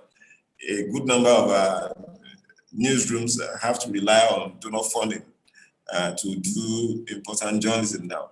But that still does not mean that out of the little we have, whatever we can do to support in terms of giving our words to those campus that are doing well, I think, yeah, it's something that we should be doing. And I want to, ICR is already doing that in terms of awarding campus journalism for campus. Yeah, and from time to time, share experience with these young ones. I think that is more important than even find money. Thank you very much, Mr. Jibola. I intentionally wanted you to respond first because I didn't want you to respond to whatever Samuel was going to say. But now I'm hoping that Samuel already has a list. This is almost blank check. You have professionals in the room who can offer, blank check, Samuel. How can media organizations, civil society organizations, how can they help improving the structure of campus journalism, helping campus journalists to do better, helping them maintain their freedom? Okay, thank you very much. Yeah, okay, before I answer the question, okay, let me say, I would love to say some things. Okay, yes. Go ahead, Samuel. So I think the first thing I would love to say is actually some organizations in Nigeria have actually really been supporting campus journalism. As far back as 2016, the likes of CIJ, ICIR, and I think the Nation newspaper and others have really been supportive. And the first thing I had to do when I came into government was, okay, like our structure in UCJ is something that after 1 year. So that's the way we operate. And I think around February or January, I became the president and I had to carry out some projects, some things so that we can ensure that campus journalism thrive in Nigeria. And one of the first things I had to do was that we had to ensure that we pay a visit to some of these organizations that you mentioned. Yeah, and most of this basically was to establish a form of partnership and also relationship with them. And also we looked at critical areas or specific areas that we can actually work together to enhance campus journalism in Nigeria. So like, so I would say what we actually are, there are in three forms. One, we need capacity training.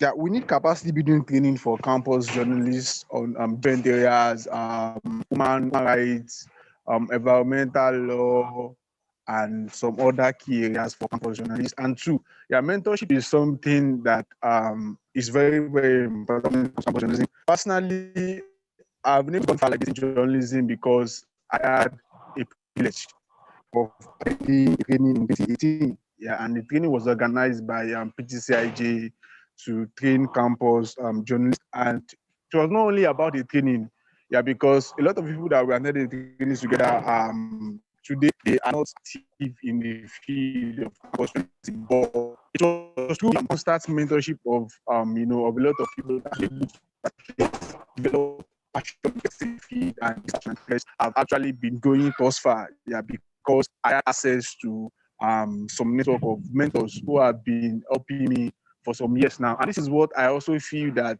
other campus journalists in Nigeria actually need. I know it's not about the money alone. Yeah, it's not about the money alone, but we are also looking at other areas that we can work together that will ensure campus journalism keep thriving in Nigeria. Because the truth remains that whether we are of the media space, yeah, some of us are taking over from the likes of Dafolong, and others who are Mr. Hamzat Ajibola, who are already let me say, professional in the field.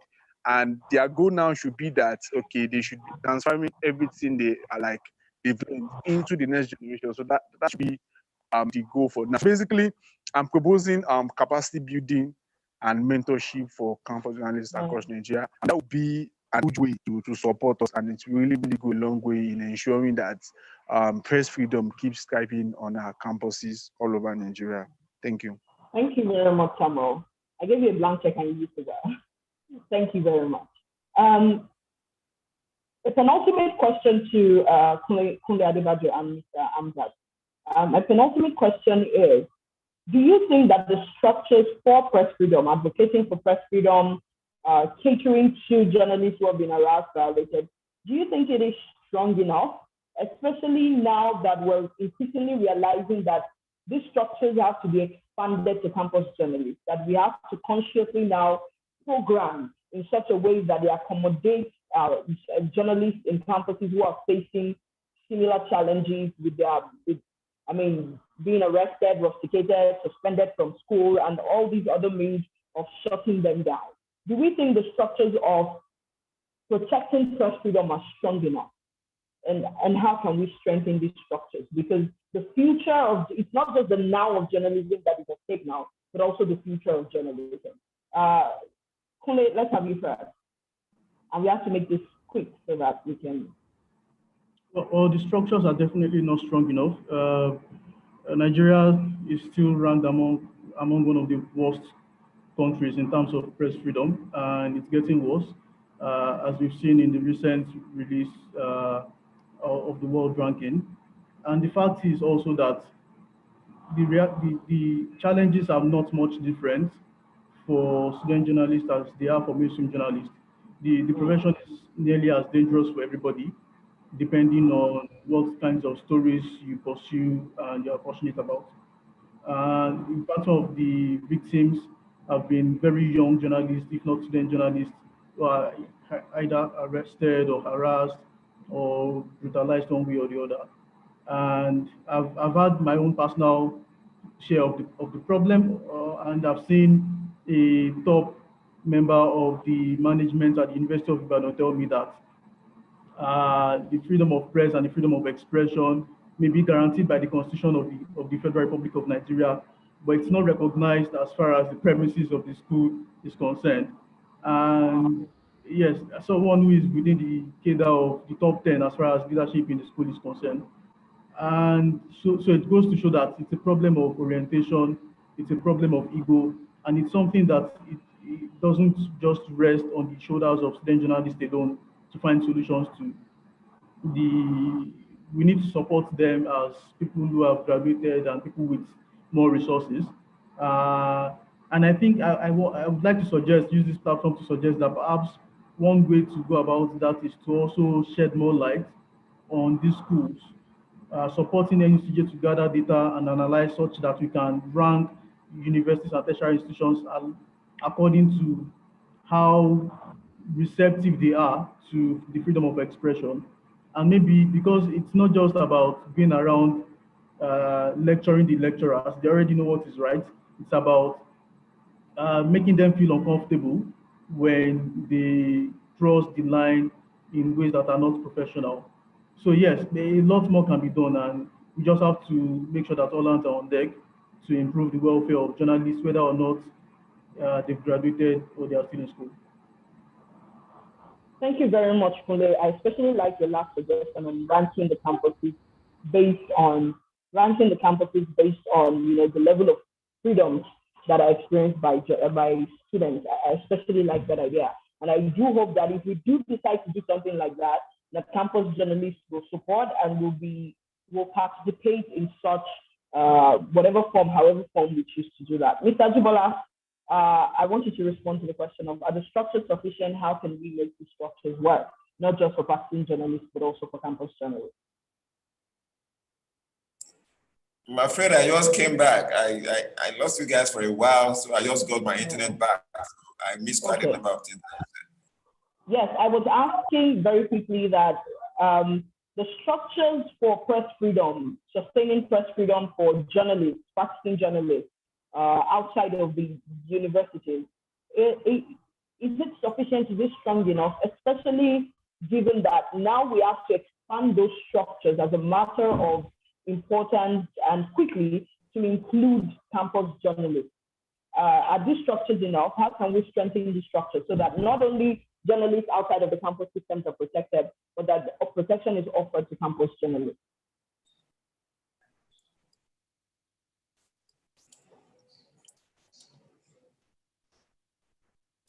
Yeah, thank you very much. You're talking about structures on campus, how we can strengthen it. And no. Hello, sir. Can you hear me? Yeah, can you? Oh, yes. I was talking about structures that support press freedom outside of campuses. How can we, is it sufficient to effectively accommodate covering campus journalism too? And if the structures are not enough, how do we strengthen structures of press freedom, that fight for press freedom, that advocate for press freedom, that campaign against violations against journalists? Are these structures strong enough to accommodate campus journalism as a matter of importance? And if they're not, how do we strengthen these structures? So yeah, my first reaction would be that we still have a lot to do more for campus journalists. At the moment, it appears as if some of them do not exist, if not for NUCJ that's trying to come out and reach out to other newsrooms. Most newsrooms probably do not even know that there are some young guys on campus that are doing some very fantastic work. So at the moment, I will say that most of the things that we do does not cover what happens on campus. And you could easily see that from the events that we hold from time to time. We don't get to invite some of the representatives of the university journalists to also be part of those conversations. And when we're talking about funding of the newsroom, nobody is talking about how do we also make provision to fund campus journalism, or what kind of technology should we be discussing that can facilitate the work of campus journalists. I recognize the fact that when I was a student, I mean, those were the kind of challenges that we faced too. It has not changed. So I think at the moment, those newsrooms, especially those newsrooms that are also being funded by other international organizations, can begin to think more. And I think that is already happening, because most of the programs that some newsroom, donor funded newsroom, are coming up with now. Everybody is thinking of how we can bring along those ones on campus. So that is very, very important that we should do that. When we're talking about laws, the laws that protect journalists as well, I think it's important that we consider what happens on campus. And I'm going to advise campus journalists to also take advantage of several opportunities that are out there. Technology has made a lot of things very open to everyone, regardless of whether you are practicing journalism on campus or outside our campus. I remember that I was telling some group of young journalists on campus the other time that whether you guys check IJNet often or not, now that particular platform advertises opportunities, not only for journalists outside campus, for even journalists on campus. And there are several of those opportunities that are being advertised. So it's important, Samuel and the rest, to regularly check those kind of platforms to see the opportunities that can help you to do the kind of thing that you do. There are funding for fact-checking for students, there are funding for journalists, young journalists that are doing climate change, and those ones who are also interested in gender issue.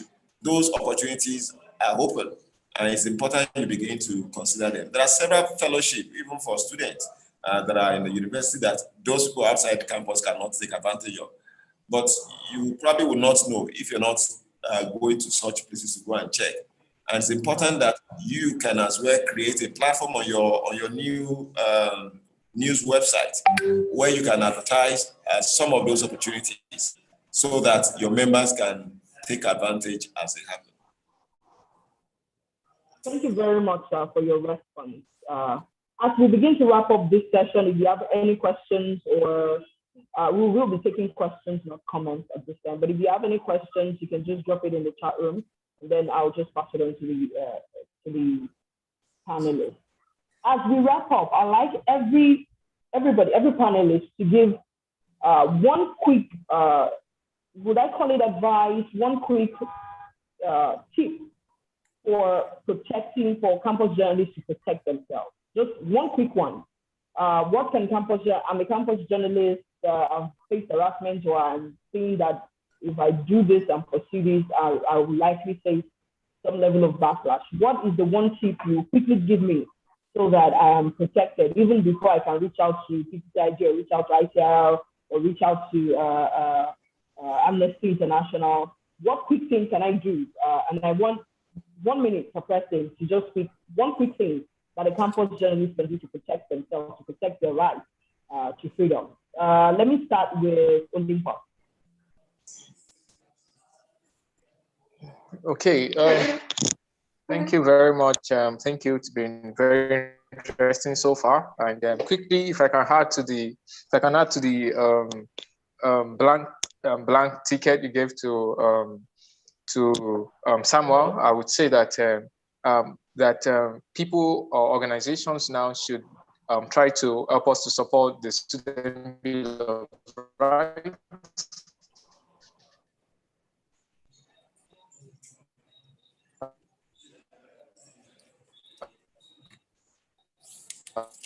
Olympus, are you there? I think we lost you.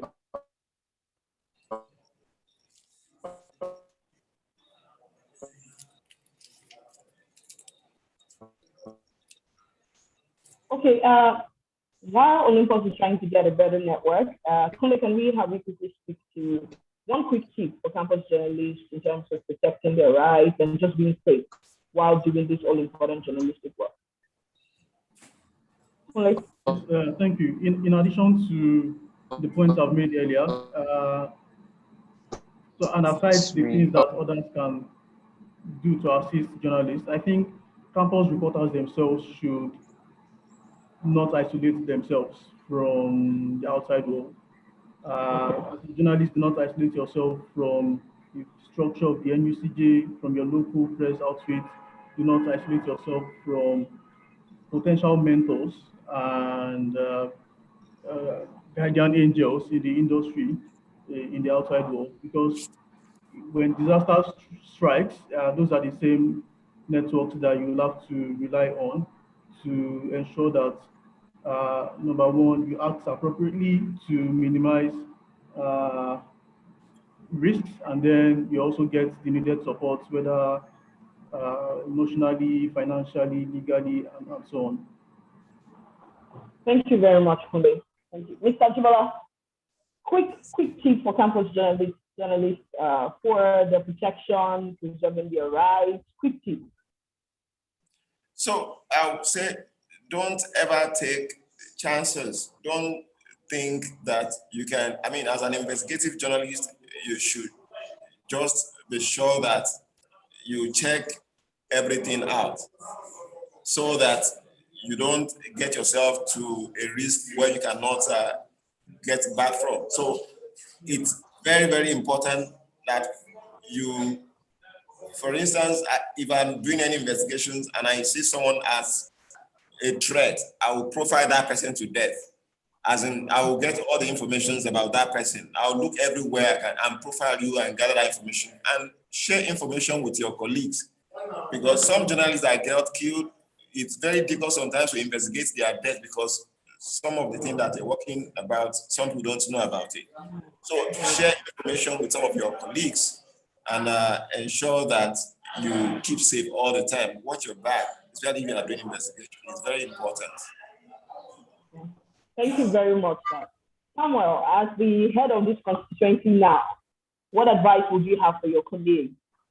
Quick tip for protecting themselves, for preserving their rights, just something that enables them to do their jobs without necessarily endangering themselves. Somehow.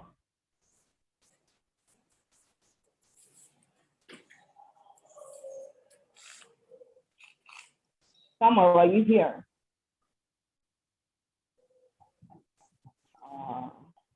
In his absence, I'll be giving like the, he said it won't be available for the meantime. Okay, well then, no problem then, since he is unavailable. Network has been quite funny. I don't know if Olympus is back. Olympus, are you back? Network kind of yes, yes, I am. Okay, yeah. I am. Yeah, you were adding something to that blank check that I gave to. Yes, I was, because really, I am desperate to see that the Student Bill of Rights is passed, because right now we are talking about how we can protect. And I remember something that Kunle said. He said it's not just about how well the student journalists can protect themselves. Sometimes you cannot do, you can't protect yourself all by yourself. We need to create systems also that protect students. And I would like, Up Foundation is a small organization. We just started, it's a student-based organization as well. And we are really optimistic about what the Student Bill of Rights can do. I am using this opportunity to appeal to all major major journalism outfits here, or press outfits here, to help us with, the Student Bill of Rights, how much it can actually go wide. We are not the organization that wants to pay people or get this legislature and all that, but I'm sure that if we're able to gather enough traction around the Student Bill of Rights, we are able to create a legislative framework, just like Mr. Dapo Olonyomi said, a legislative framework that can protect students and other freedoms on campus. And in addition to that, I think that one other way that students can protect themselves legislatively, because we like to think legislatively, because we like to think institution-based approach to things, then that is a Freedom of Information Act. A lot of them are, many campus journalists are brought to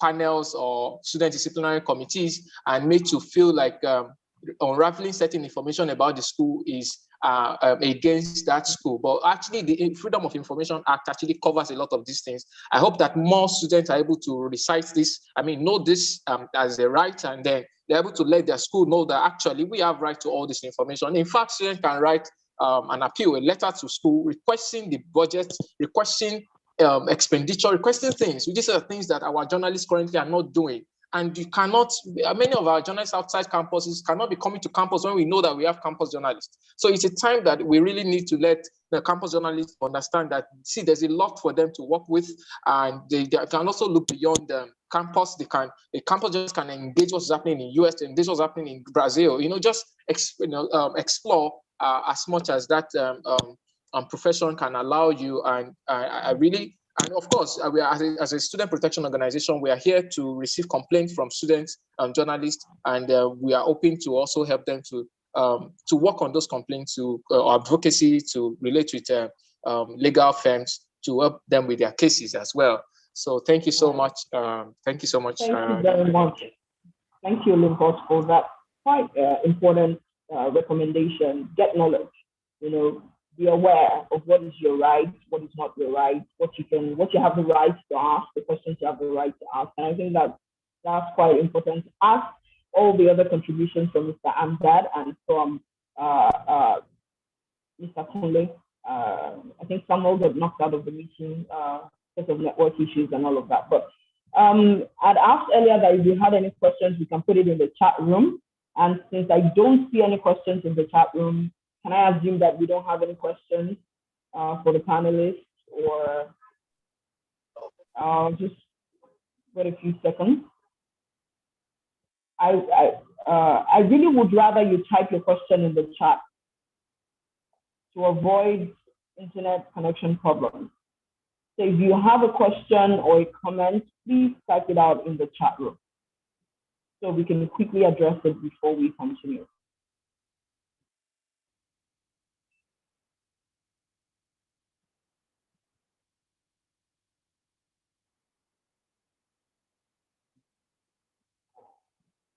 I just want to give a few minutes to anyone who might be typing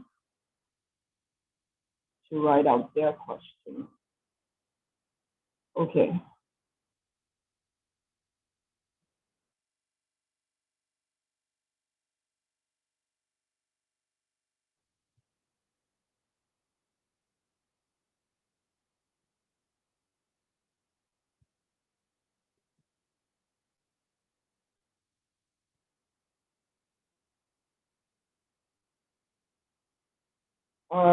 In the absence of any other questions, I'd like to thank all our panelists, Mr. Jibola Hamzat, Mr. Kunle Adebajo.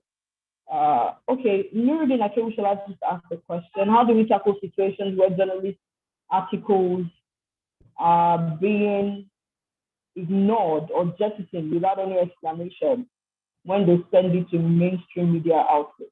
Okay, articles are being ignored or jettisoned without any explanation to the campus journalists when they send it to mainstream media organizations. Mr. Jibola, do you want to quickly respond to that? Yeah, that's a question. I'm glad I have an opportunity to address the issue because my organization is one of the organizations that gets quite a number of reports from campus journalists. And in one thing students don't really know is that some platforms are designed to address certain audience. So when you write some story from the perspective of the student, it might not have a place in a particular platform. And that's one of the reasons why we are trying to support NUCJ platform, news website, so that students can use that as a test place where they can grow their skill as a journalist. So that if you write on that platform repeatedly and we see what you are doing, then it's easier for you to migrate from that particular place to a mainstream platform. It is not a day that you are born that you start working. You crawl first. But some campus journalists don't recognize that. They think once they send an article or any piece of writing to a mainstream newsroom, it should just get published. It doesn't work like that. There are a lot of things that goes into the productions of news or any content at all. So you might be disappointed a lot of time if you are sending articles to mainstream without going through the Rubicon. I do not think that it works that way. So Nuruddin, I am going to advise you that take advantage of the website that NUCJ, and I think Premium Time also has a platform. The PCIJ also have a website for campus journalists. You use those websites to test your writing skill, test your reporting skill, grow your skill, and then from there you can begin to write to mainstream. Otherwise, you might be getting some kind of disappointment that might even make you lose interest in doing in practicing journalism later. Thank you very much, sir. Before I go on to Kunle for this response, Mr. Chido Onuma wants to quickly address before I take on some of the other questions. Dr. Chido Onuma wants to quickly address us for about 2 minutes before he asks to leave. Dr. Chido. Okay, well, thank you again. It's been wonderful listening to, and I liked Jibola's response to the last question. Many of us those days, were before we cut our teeth, so to say, in writing, there used to be a campus life section of the Guardian newspaper, and as students, we struggled to get our articles out there. My only advice is that students, campus journalists need to read more. They need to read more of well-established writers. As Ajibola said, you don't start working immediately. You are born. There are a lot of things that go into being a good journalist. People think when they see all the big names, that Poloniyomi and co, that you hear of, it just happened overnight. No, it's years of consistent hard work, study, reading, and learning. And then you practicing your trade, your craft. That's the only way you can get to the top and be the best at your game. So it's a lot of hard work. People need to persevere. The fact that if I tell you some of the big names you hear today, if they tell you their stories of how difficult it was for them to get their first article published in the national newspaper. You guys are lucky, you have several platforms. Those days, for you to get, I'm not even talking about campus journalists now, even as professional journalists, for you to get your article published in the mainstream media, because there weren't many of these platforms, and the competition was quite tough. Today, you have so many platforms to, and you also, the other thing I want to tell us is also try and get focus. Find an area where you think you have enormous strength, whether it's health, whether it's sports, whether it's politics. Don't be, I mean, they say journalism is a master, a journalist is a master of everything, every subject, but try and focus on one or two areas where you can become an expert in that field, so that you are not only able to do it on campus, you're able to do it nationally, and also in some cases, international media organizations will contact you to send them stories in that area. So I wish you all the best, and I look forward to further partnership along these lines. Thank you very much. Thank you very much, Dr. Chido, for taking our time just to be here. It shows just your heart for campus journalists and how interested you are in making sure that that doesn't die, that campus journalism doesn't die. So thank you very much, and we're grateful that you took time out to be with us. All right, thank you very much. Yes, sir. There's one question that I want Kunle to quickly address before we have to pull a curtain on this evening's event. Someone has asked, can a campus journalist be part of the SUG team or any other related unions on campus? I think it's an important question that should be responded to. Kunle, can I be a part of the SUG and still be a part of UCJ? Is Kunle still in the room?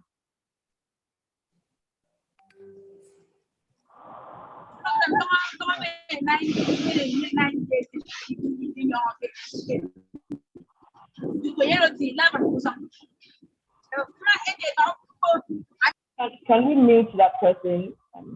Sure. Who is on their way to Lagos? Please mute yourself. I think we lost Kunle there. Mr. Jibola, is this something you can respond to? Can a campus journalist be a part of other unions? Well, it's very problematic, because it's just the same way it happens outside campus. I mean, if you are in government and you are a journalist, then who is going to be holding the government accountable? How are you going to be playing your role as a journalist? I think it's very problematic. So it's probably important that you focus on one and probably leave the other for other people who can do it better than you. I think that's my short answer to that question. Yes. Kunle, okay, someone wants to respond to the question too, but Kunle, did you hear the question? On separation of powers between... I can't hear you. Can you hear me though? Is that the question on whether you can be a journalist and a politician at the same time? Yes, yes. Is the question whether or not you can be a journalist and a politician at the same time? Yes, I'm actually a member of the SUG. Okay, well, I'll simply be adopting the answer provided by... Yes. It's not advisable. There used to be a time at UI when that was possible, but over time, the UCJ realized that it was simply an ill-advised approach to campus journalism. And I think the journalism there has been sophisticated to the extent that even if you are a lawmaker or you are holding one position or the other in the political framework of the school, you are still not permitted to function as a journalist. And I think that's really the solution. It's best for the independence of the press. Okay, Samuel, you wanted to respond to this question too. Yeah, I'm sorry.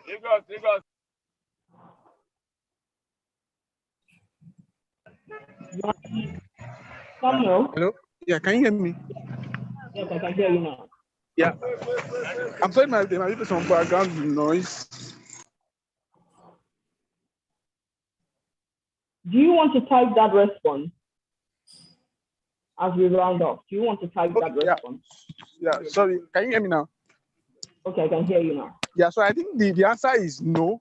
Yeah, you cannot be into student unionism and also be a campus journalist.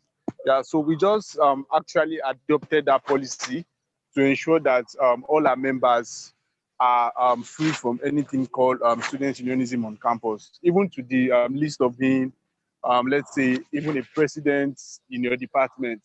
So we actually do not encourage that, because over time we realized that a lot of student journalists who participate in student politics, at times they might become biased and all. So that's why we actually frown against that. So you cannot be holding the government accountable and also be the same government. It's not possible. So it does not work anywhere. So that is why we actually came up with that policy. Okay, thank you very much. Samuel, while I have you here, are we launching the NUCJ website now? And are we showing the SBOR video? Yeah, Emmanuel will do that.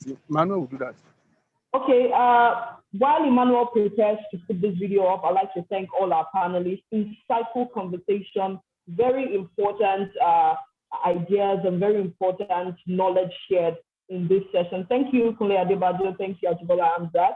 Thank you, Olympus Adebanjo. And thank you to Samuel. Thank you for being here. Thank you. And I'm sure that NUCJ is looking forward to partnership with all of you and all your organizations. Thank you.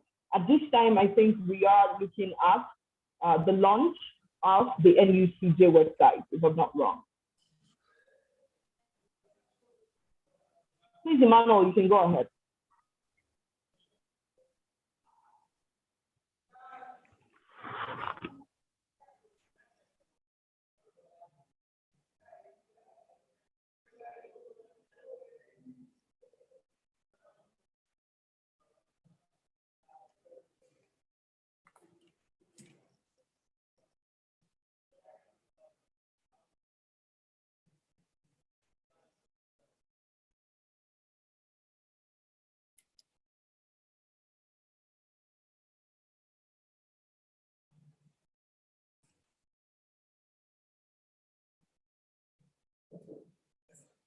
On your WhatsApp, we did a cutout from it where the guy was explaining the experience.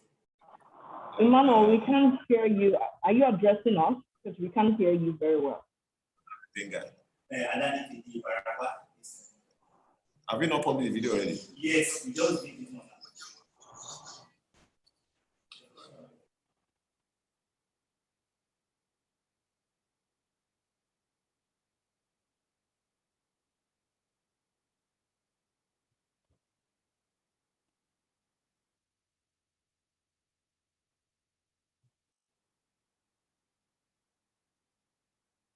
Do you want to perhaps move on to the SBOR video? If this video is not playing.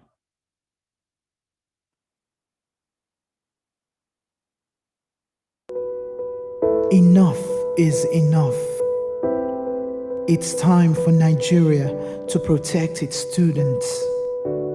Education is a right and not a privilege. But for students in Nigeria, getting education means going to schools that are unsafe, being forced to trade their dignity for grades, or learning in an unhealthy environment. Students are constantly robbed of expression and representation.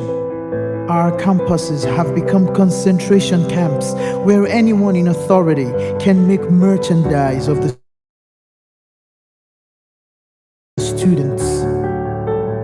Students are made to receive lectures in crumbling and overpopulated classrooms. Many students have died of lack of clinical facilities and reasons as flimsy as not holding their ID cards at the point of emergency. For years, Help Foundation has fought for a better higher education system for Nigerian youths. Now, we are here to make known everything Nigerian students deserve. The Student Bill of Rights demands a safe, healthy, ethical, and engaging campus for all students in Nigeria. Students are vulnerable, but they are the future of a better society. Therefore, we must enforce global standards in the handling of students in Nigeria. We believe that our students deserve no less than the best offered their contemporaries abroad. Join us today to exert a student-centered atmosphere on Nigeria's campuses, a system that works for students.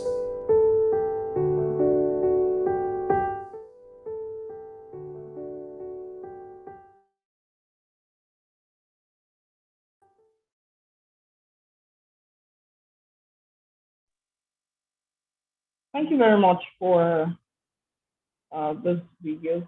I think the first video that we couldn't see was the launch of the NUCJ website. I think that it might be helpful if you put the info@NUCJ email in the chat room so that campus journalists listening or watching can connect with the NUCJ on how, and ask questions, just questions on how they can get the articles published and just the workings of the website. As we close, and I really want to say that we appreciate the work that Help Foundation is doing, and we're looking forward to collaborations and support for what you're doing. The NUCJ, I'm sure they should be front and center. This is about them. All right, as we close this evening, as we draw curtain on events, I'd like to invite the chairman, Help Foundation, for closing remarks.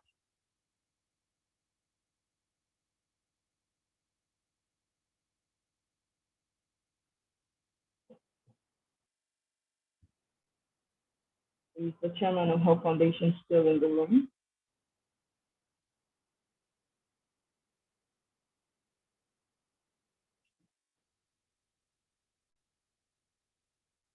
Emmanuel, should I close the meeting?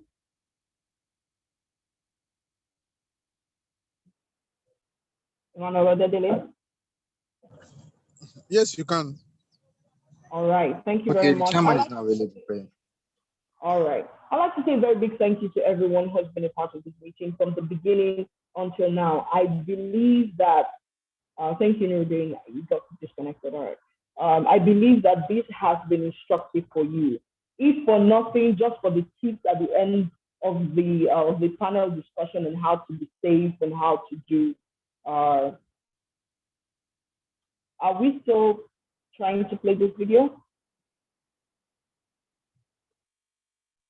Hello.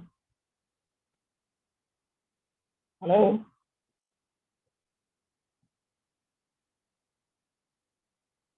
Okay, I think he just wants to put it up as we close. Again, thank you to everyone for joining in. Thank you to all our panelists. A special thank you to our keynote speakers, Dr. Chido Onuma and Ms. Jane Clark.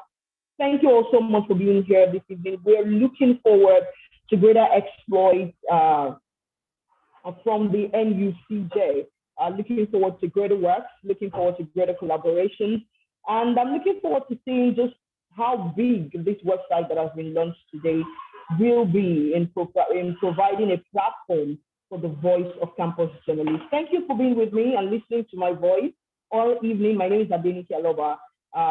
Until we see you again, and we will see you again, have a great evening. Thank you for joining us today.